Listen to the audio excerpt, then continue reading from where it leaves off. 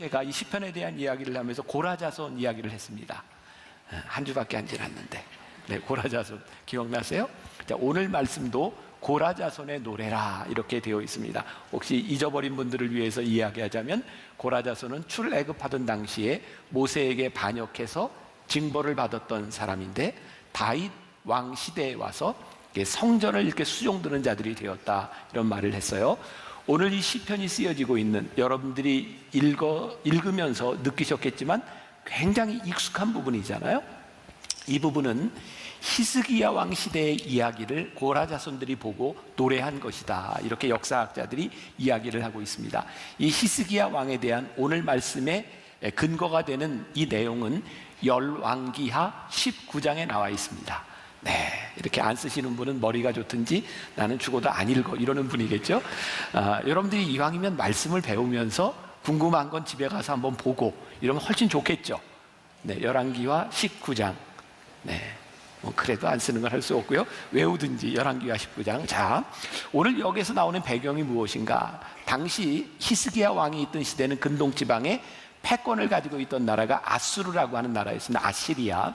이 아수르의 산헤립 왕이 18만 5천 명의 병사들을 데리고 유다를 침공했던 때입니다. 예루살렘을 에워쌌던 때입니다. 그러니까 이 나라에 얼마나 어려운 시기였겠어요. 바로 그 상황, 오늘 2절과 3절이 그런 상황을 노래하고 있어요. 그러므로 땅이 변하든지 산이 흔들려 바다 가운데 빠지든지 바닷물이 솟아나고 뛰놀든지 그것이 넘침으로 산이 흔들릴지라도. 그러니까 지금 그런 나라의 위기 가운데서 이야기를 하는 거죠. 천지가 개벽하는 상황인 거예요. 우리가 조금 구분할 필요가 있는데, 어려움과 두려움은 조금 다른 것 같아요. 우리의 삶에는 정도는 다르지만 다 어려움들이 찾아옵니다. 그런데 그 어려움의 정도가 너무 커서 내 힘으로는 도저히 해결할 수 없는 상태가 되면 우리들에게 두려움이 찾아옵니다. 그러니까 어려움과 두려움은 조금 다른 부분이고요.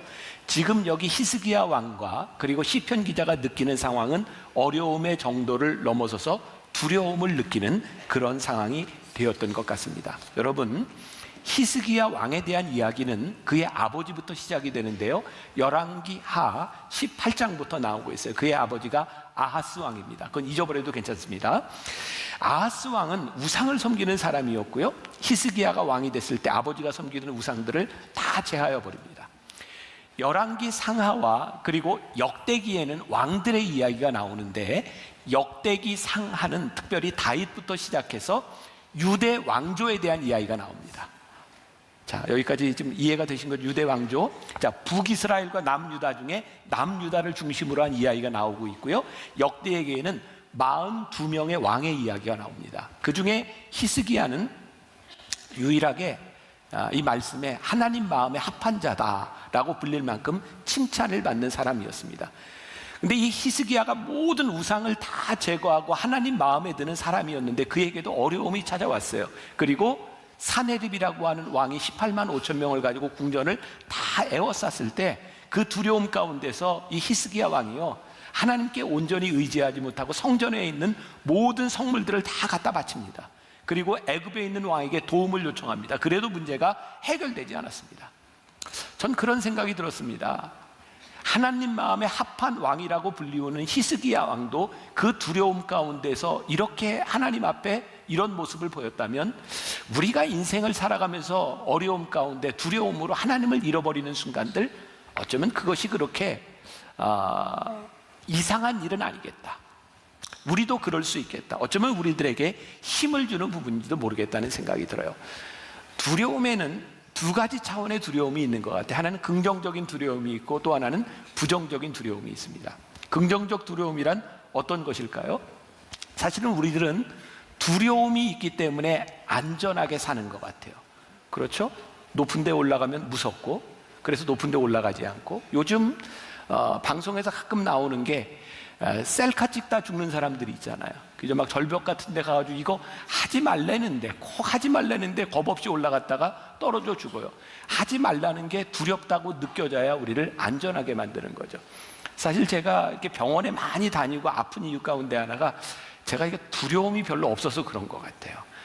저는 이제 일본에 영성훈련을 인도하러 1년에 몇 차례 가면 시간이 날 때마다 이렇게 걷고 산에를 이렇게 올라가는데, 일본의 산들이 우리나라 산보다는 훨씬 더 울창합니다. 근데 이렇게 산을 걷다 보면 그런 표지를 종종 봅니다. 여기는 곰이 출몰하는 곳이니 들어가지 마시오. 근데 저는 꼭 들어가요. 왜냐하면 어떤 생각이 드냐면 곰이 절대 저한테는 안 나타날 것 같은 이상한 믿음, 막 이런 게 있어서 들어가요. 지금 생각해 보니까 그거 참 위험한 일인데 나는 왜 그럴까? 겁이 없어요, 겁이.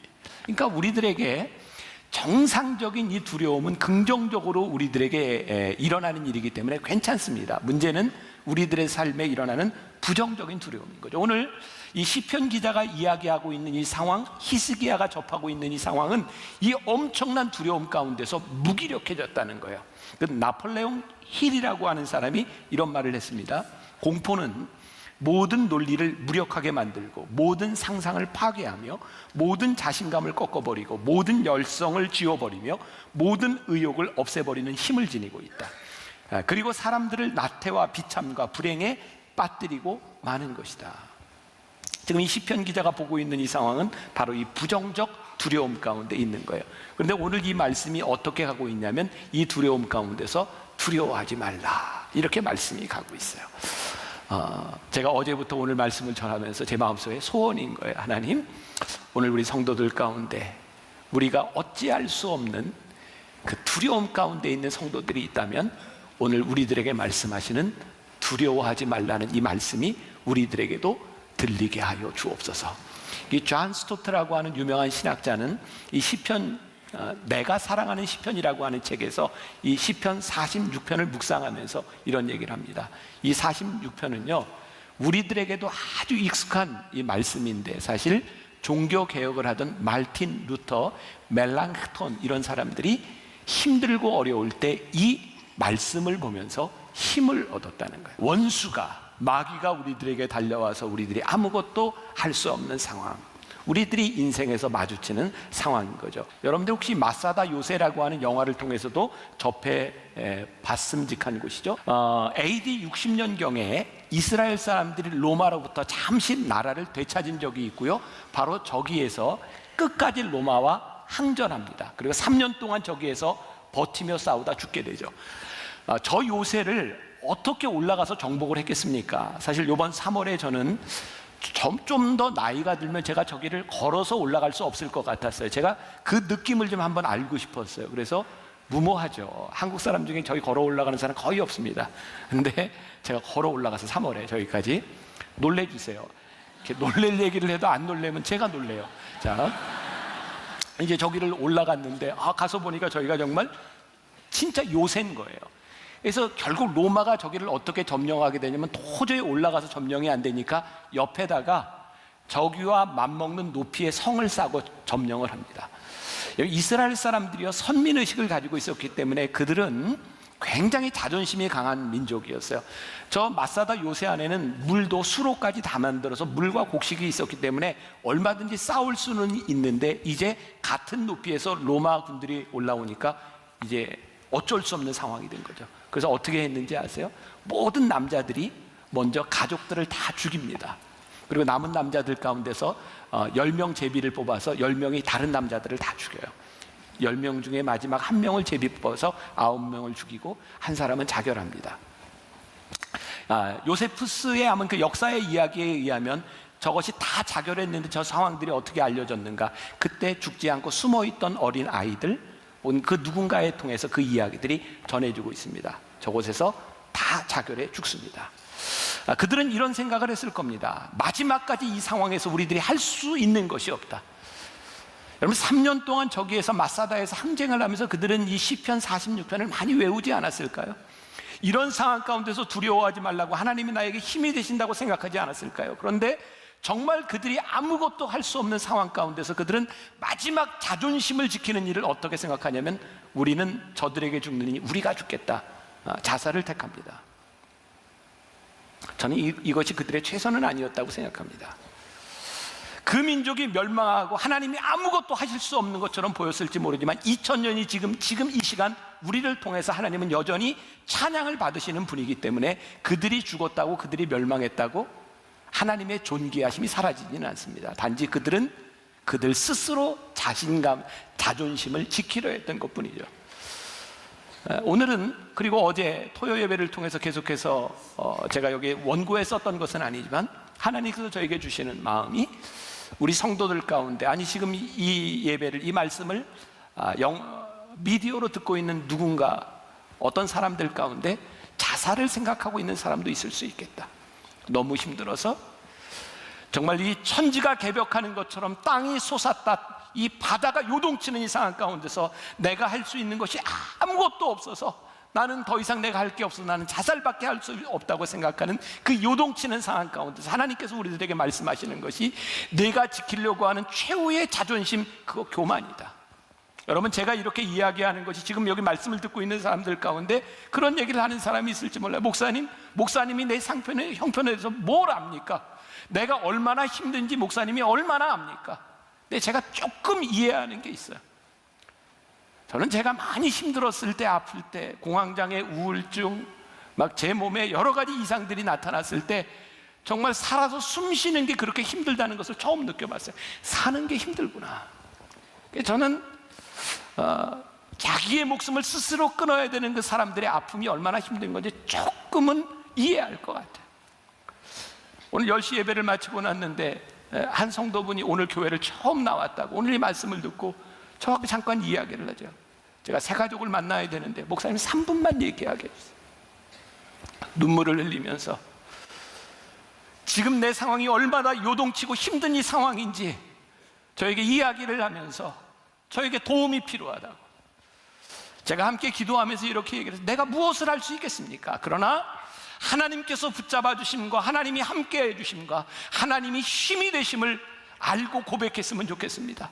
같이 눈물을 흘리면서 기도를 했어요.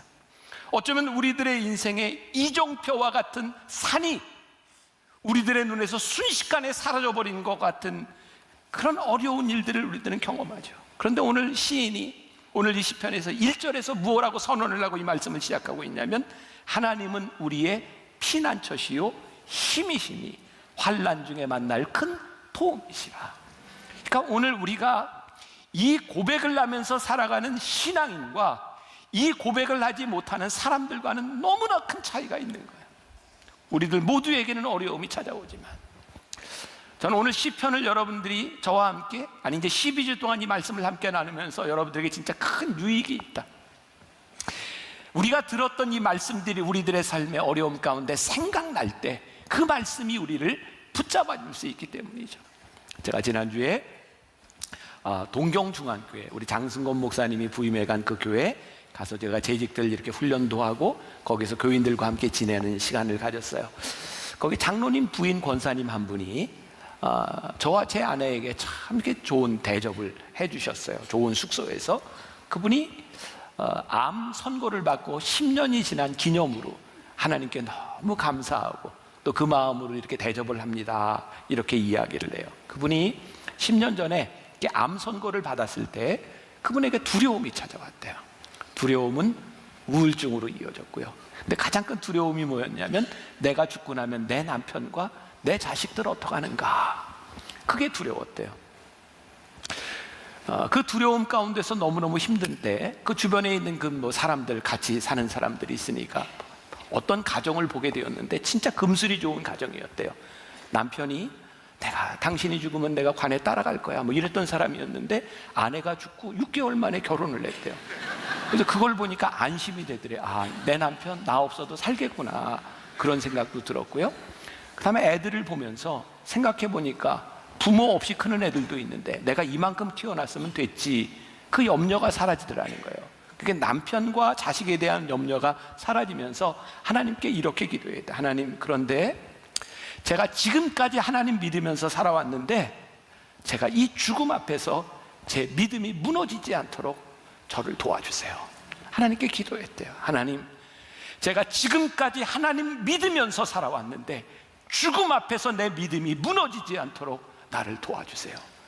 그때 하나님께서 도움이 되셨대요. 하나님이 평안함을 주시기 시작했대요. 그분의 고백이었어요. 하나님은 우리의 피난처시요, 하나님은 우리의 피난처시요, 하나님은 우리의 피난처시요. 이 고백을 할 수 있는 것, 하나님 나를 도와주세요 라고 고백할 수 있는 것이 우리 신앙인들에게 얼마나 큰 특권인지 몰라요. 여러분, 두려움은 하나님을 믿는 사람이든 믿지 않는 사람이든 누구나에게 다 찾아오는 거예요. 왜? 우린 연약하니까. 하나님이 우리를 그렇게 만드셨으니까. 그런데 두려움은 누구나에게 찾아오지만 두려움을 해결할 방법이 없는 사람과 그 두려움을 해결할 수 있는 사람이 있는 거예요. 오늘 시편 기자는, 우리 신앙의 선배들은, 오늘 믿음을 가진 사람들은 우리들에게 이야기합니다. 하나님은 우리의 도움이시다. 위르겐 필러라고 하는 독일의 저자가 성공의 조건이라고 하는 책을 썼는데, 거기 두려움의 상대성이라는 이야기를 하고 있어요. 어떤 사람이 길을 가는데 저 앞에 100m 전방에 굶주린 늑대를 만났어요. 두려움을 1부터 10까지 이야기한다면 그러면 10에 해당하는 두려움이랍니다. 어떤 사람이 길을 걸어가다 저 100m 앞에 늑대를 만났는데 그 사람 손에 창이나 칼이 들려져 있어요.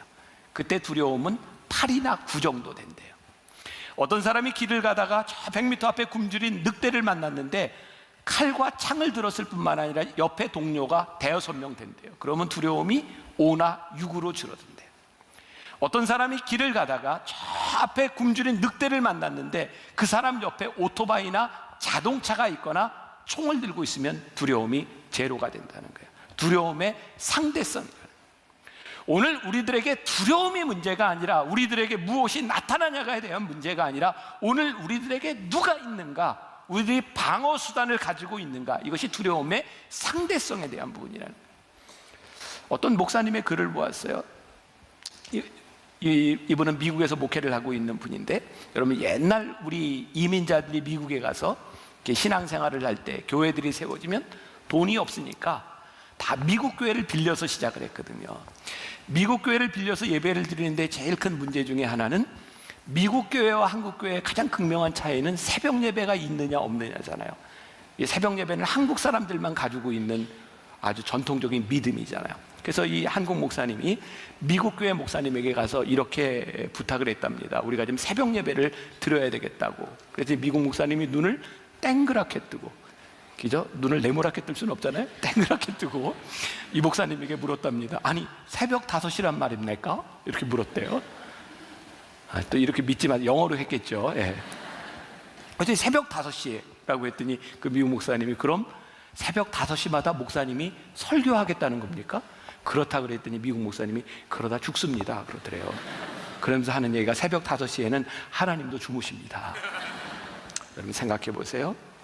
5시에는 하나님이 주무신다고 생각하는 사람의 믿음과, 내가 새벽 5시에 나가도 부르짖는 내 부르짖음을 들으신다고 생각하는 믿음이 어떻게 같을 수가 있겠어요? 하나님이 우리들의 부르짖음을 들으시고, 하나님은 살아계셔서 역사하시는 분이고 나와 함께 하시는 분이라는 믿음을 가지고 살아가는 사람과 그렇지 못한 사람의 믿음이 어떻게 같을 수가 있겠어요? 오늘 이 세상을 살고 있는 모든 이들에게 두려워할 상황이 오지 않는 사람은 아무도 없어요. 그러나 이 상황 가운데서 우리들이 어떤 믿음을 가지고 있느냐는 다른 것이죠. 자, 다시 시편 46편 2절과 3절로 돌아와요. 그러므로 땅이 변하든지 산이 흔들려 바다 가운데 빠지든지 바닷물이 솟아나고 뛰놀든지 그것이 넘침으로 산이 흔들릴지라도 우리는 두려워하지 아니하리로다. 이 말씀을 읽으며 루터가 그 무서운 교황권 앞에서, 종교 재판 앞에서 그는 담대하게 종교 개혁을 하죠. 내 주는 강한 성이요 방패와 병기 되시니 큰 환난에서 우리를 구하여 내시리로다. 이 믿음이 루터를 붙잡아 주는 거죠. 여러분, 제가요 예배 시간에 이렇게 담대하게 찬양할 수 있는 이유가 뭔지 아세요? 제가 어떤 음을 내도 반주가 다 돼요. 어떤 상황에서도 우리를 붙잡아 주시는 하나님을 바라보며 루터가 종교 개혁을 해요. 시편 46편, 이 팀 켈러 목사님의 시편 묵상에 보면 이렇게 말을 하고 있어요. 시편 46편은 튼튼한 피난처로 들어가면 안전하게 지켜주시겠다라고 말씀하지 않습니다. 하나님이 친히 피난처가 되신다고 말씀합니다. 제가 굉장히 은혜를 받았어요. 하나님은 우리들에게 저기 피난처다, 절로 피해라 이야기하시는 것이 아니라 내가 너의 피난처다, 이렇게 말씀하시고 있다는 거예요. 그래서 피난처이신 하나님, 도움이 되시는 하나님을 믿기 때문에 우리들이 두려워하지 않는다고 말씀드린 거예요. 제가 지난주에도 이야기했던 세종문화회관 사장을 지낸 이청승이라고 하는 분, 그분도 신앙생활 잘하는 분이에요. 2개의 르네상스라고 하는 책을 썼는데 여기에 세종대왕 이야기가 나오거든요. 제가 이제 세종대왕 이야기를 할 텐데 여러분들이 제가 하는 이야기를 듣고 안 놀래면 제가 놀랜다 그랬어요. 놀랄 부분엔 놀래주세요. 네? 네. 그럼 제가 얘기를 할게요. 세종대왕이 한글을 창제한 건 아시죠? 네. 그 놀랄 얘기 아니에요. 그거는 지금. 네. 세종대왕이 한글을 만든 게 세종 27년입니다. 그리고 세종 29년에 유명한 용비어천가를 만들죠, 한글로. 그 용비어천가를 만든 사람들 중에 우리 박팽년, 최항, 이런 사람들이 이제 다 여기 이제 만든 사람들이에요. 여러분, 용비어천가가 뭔지 아시죠? 그 조선을 건립한 왕들에 대한 찬양입니다. 용비어천가. 저 어렸을 때 이런 거 참 많이 외웠는데, 조선 왕조를 이후에 태정, 태세, 문단세, 예성, 연종, 임명선 기억나세요? 네, 태정, 태세, 태조부터 시작해서 정종, 세조, 세종이 4번째 왕입니다. 그런데 태조 이후에 2왕, 정종은 일찍 죽었고요. 태종, 또 굉장히 어렵게 했던 세조, 우리들 다 기억하고 있잖아요. 그 2조 왕족 가운데 모든 왕들이 괜찮은 왕이 아니었어요. 굉장히 힘든 사람도 있었어요. 근데 만일 이 용비어천가를 세조나 광해군이 만들었다면 우리도 굉장히 화가 났을 것 같아요. 야, 너희가 이 조선을 제대로 세웠다고. 근데 이 용비어천가를 그대로 받아들인 이유 가운데 하나가 뭐냐면 세종이 쓴 거예요. 세종이 어떤 왕인가? 제가 지금부터 얘기합니다. 이 기록에 보니까 저도 이제 알게 되었는데요. 세상에 세종시대에 여자 노비들이 있잖아요. 관노비가 아이를 낳다가 죽는 일이 많았답니다. 그래서 세종이요, 조사를 해보고 근무 조건을 알아봤더니 관노비들이 출산할 때 8일을 쉬게 했답니다. 그래서 세종이 어명을 내리죠. 모든 관노비들은 아이를 낳고 난 후에 100일간 쉬도록 해라. 100일간 휴가를 주었답니다. 아니야, 조금 더 놀랄 얘기 할게요. 그랬는데도 그 관노비들이 이렇게 죽고 아이를 낳다 사고가 많이 나니까 세종이 어떻게 이야기를 하냐면, 출산 후 100일만 쉬는 것이 아니라 출산하기 전 30일간 더 쉬어라. 그리고 그 당시에 130일을 쉬게 했답니다. 제가 한 번 더 얘기할게요. 근데 그랬는데도 이게 잘 문제가 해결이 안 되니까 세종대왕이 어떤 어명을 내리냐면 남편들에게도 30일간 휴가를 줘서 아내들을 돌보도록 했다. 이야, 대단하지 않습니까? 여러분, 지금 이 시대에도 힘든 일을 세종이 그 당시에 노비들을 위해서 남편에게 30일 휴가와 그 아이를 출산하는 노비들에게 130일을 쉬게 했다는 성군입니다. 참 대단한 왕입니다. 그래서 세종대왕이요, 용비어천가를 만들고 자화자찬을 해도 우리가 받아들이는 겁니다. 왜? 그럴 수 있으니까. 말씀을 보세요. 이제 10절로 넘어가면, 중간을 제가 뚝 띄고 넘어가는데 하나님을 어떻게 고백하고 있냐면, 이르시기를 너희는 가만히 있어 내가 하나님 됨을 알지어다. 내가 뭇 나라 중에서 높임을 받으리라. 내가 세계 중에서 높임을 받으리라 하시도다. 이 말씀을 보면서 우리들의 느낌이 뭐예요? 하나님, 그렇습니다. 하나님은 그럴 만한 분이십니다. 하나님 높임을 받으실 만한 분입니다. 이게 우리들에게 수긍이 되는 거예요. 왜? 하나님은 그럴 만한 분이시다. 그래서 우리들이 어렵고 힘든 이 가운데서, 이 산이 바다가 요동치는 이 한가운데서 우리들이 무엇을 해야 되느냐? 이르시기를 너희는 가만히 있어. 이제 너희들이 아무것도 할 수 없는 이 상황 가운데서 너희들은 가만히 있어. 하나님이 무엇을 하시는지 보아라. 우리 신앙인의 겸손은 뭘까요? 저는 신앙인의 가장 큰 겸손은 하나님의 위대함이 보시는 겁니다. 하나님을 평가하는 것이 아니라 신앙인의 가장 위대한 겸손은 하나님의 위대하심이 보이기 시작할 때 신앙인은 가장 겸손하죠. 겸손한 자는 하나님을 인정합니다. 홍관수라고 하는 의사 선생님이 쓴 참 대담한 제목이죠. 나는 착한 아내가 싫다. 이 책에 환자의 이야기가 나오는데 찾아오는 환자 중에 유명한 바이올리니스트 정경화 씨가 이 병원의 환자였던 것 같아요. 링거를 맞고 이렇게 쉬는 동안 정경화 씨가 이렇게 이야기를 했답니다. 나는 바이올린을 40년 이상 연주하며 살았는데 요즘 모차르트의 음악을 조금 이해할 것 같아요. 이 곡을 모차르트가 20살에 썼대네요. 이야기를 듣는 순간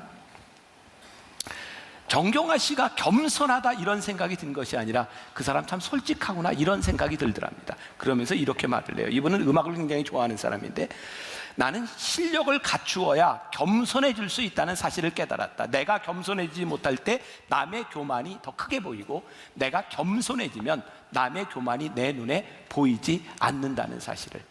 제가 굉장히 인상 깊게 이 글을 보았어요. 겸손의 특징이 뭔가 들리지 않습니다. 겸손은 하나님 앞에 바짝 엎드리는 겁니다. 눈살을 찌푸리게 하는 교만함이 뭔지 해서 쥐뿔도 없는 게 잘난 척하고요, 아는 것도 없는 게 잘난 척하고요, 굉장히 보기 싫어요. 하나님 앞에 겸손이 뭔지 아세요? 하나님, 제가 할 수 있는 게 없어요. 하나님, 저 도와주세요. 그 하나님 앞에 납작 엎드리는 것이 겸손입니다. NIV 성경에 보니까 너희는 가만히 있어, 이 부분을 be still 이라고 표현을 했더라고요.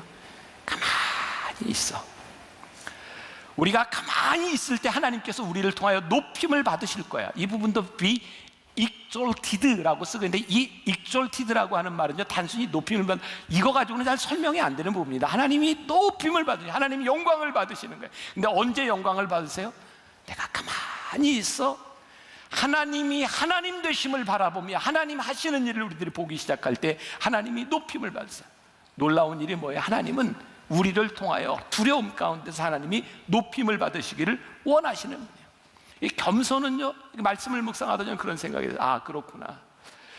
내가 할 수 없는, 내 능력이 어찌할 수 없는 이 상황 가운데 내가 한 걸음 물러나서 하나님 하시는 일을 기다리고 보는 것이 겸손이구나. 오늘 여러분들에게 이런 이야기를 할 수 있을 것 같아요. 혹시 여러분들 가운데 진짜 내가 해결할 수 없는 인생의 요동치는 우리의 삶 가운데서 내가 정말 무기력하다고 느낀다면, 여러분들의 겸손은 여러분들의 삶을 여러분들이 책임지는 것이 아니라 한 발 물러서서 하나님 하시는 일을 여러분들이 기대하고 기다리는 게 아닐까요? 하나님이 윙크하실 때라는 책이 있습니다. 제가 그 책을 보면서 굉장히 인상 깊게 보았는데요, 제가 한 가지 실험을 좀 해보려고 하는데, 여기 보니까 제가 처음 보는 엄마 딸인가요? 엄마 딸 맞아요? 저를 잘 보세요. 어떤 느낌이 왔어요? 저 목사님 왜 저래 징그러, 막 이런 느낌이 왔어요? 아니면 어떤 느낌? 얘기 안 해도 좋아요. 만약에 저분이 제가 이렇게 윙크하는 걸 보면서 저 목사님 왜 저래? 이런 느낌을 받았다면 우리 저분과 저 사이의 관계가 별로 좋지 않을 것 같아요. 제가 가끔 이렇게 찬양을 하다가, 우리 이제 목회자들 팀들 이렇게 찬양을 하다가 가끔 이렇게 윙크를 할 때가 있습니다. 제가 이렇게 추근덕거리거나 이런 게 아니라 그냥 이렇게 참 내가 너를 참 귀하게 여기고 사랑하고 그런 마음으로 이렇게 윙크를 하는데, 하나님이 우리들에게 윙크를 하신다. 제가 이 책 제목을 보면서 그게 어떻게 느껴지냐면, 하나님이 너희를 참 사랑하신다, 그런 느낌이 저에게 오는 거예요. 우리 인생에 참 힘들고 어려울 때 하나님이 우리들에게 윙크를 하신다. 내가 너를 붙잡아 줄 거야. 하나님이 우리를 사랑하신다고 우리들에게 손짓하시는 거죠. 제가 30살 무렵에 제가 목회에 대한 굉장히 큰 고민을 했던 때가 있어요. 내가 목회를 해야 되는가 말아야 되는가. 이유는 저는 은혜를 받고 제 안에 굉장히 열정이 있었거든요. 한 가지 저의 문제는 뭐냐면 제 마음 가운데 따뜻함이 없는 거였어요. 저는 굉장히 좀 차가운 성격이라 제 속에 늘 고민이, 하나님 저에게 따뜻한 마음이 있어야 목회를 할 텐데, 하나님 제가 교인들을 이해할 수 있어야 목회를 할 텐데, 하나님 저에게 그 마음을 주시면 좋겠어요. 아니면 제가 목회를 못할 것 같아요. 그리고 제가 오랜 기간을 그런 기도를 해서, 하나님 저에게 하나님 아버지의 마음을 주세요. 근데 진짜 어느 날 기적같이 저에게 그런 마음이 들기 시작했어요.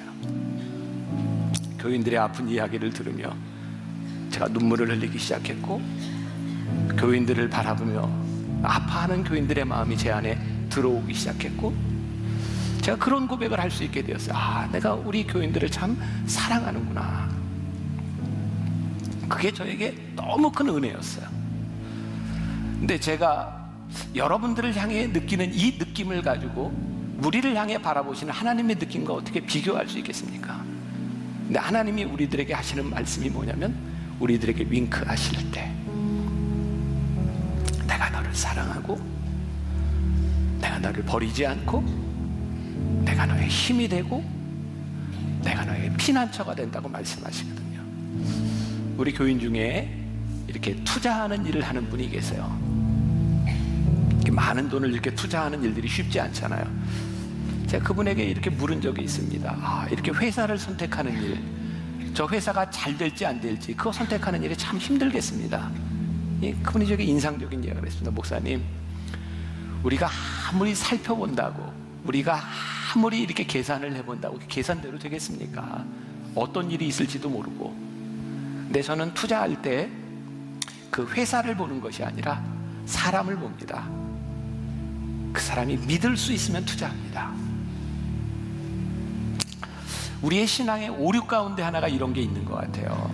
우리는 하나님의 자꾸 일을 보려고 합니다. 어떤 일? 하나님이 글쎄 그 사람이 병들어 있을 때 하나님이 고쳐주셨대.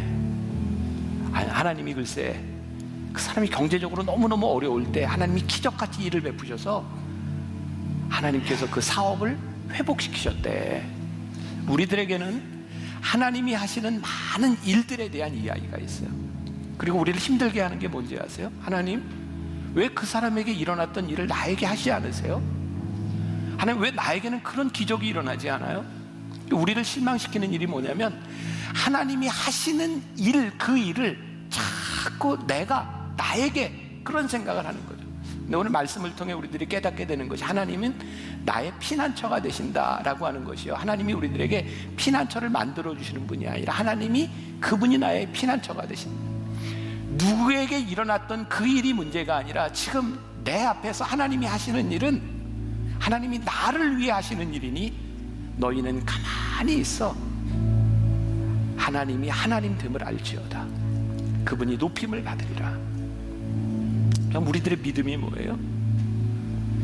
하나님이 내 안에서 하시는 일, 나를 위해서 하시는 일, 그 일을 보기 위하여 내가 겸손히 무릎을 꿇고 하나님 하신 일을 보겠습니다. 언제?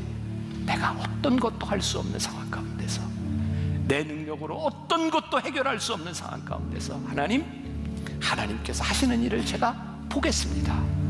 나를 통하여 하나님 높임을 받으시옵소서. 여러분, 이 믿음과 이 소망과 이 간증을 가지고 살아가는 사람과 그렇지 못한 두려움 가운데 사는 사람이 어떻게 같을 수가 있겠습니까? 오늘 우리는 이 믿음을 가지고 살아가는 사람들이에요. 윙크 제가 합니다. 주님의 이름으로 여러분들을 사랑합니다. 하나님께서 여러분들을 사랑하시고 하나님께서 여러분들에게 윙크하시며 여러분들에게 다가오실 것을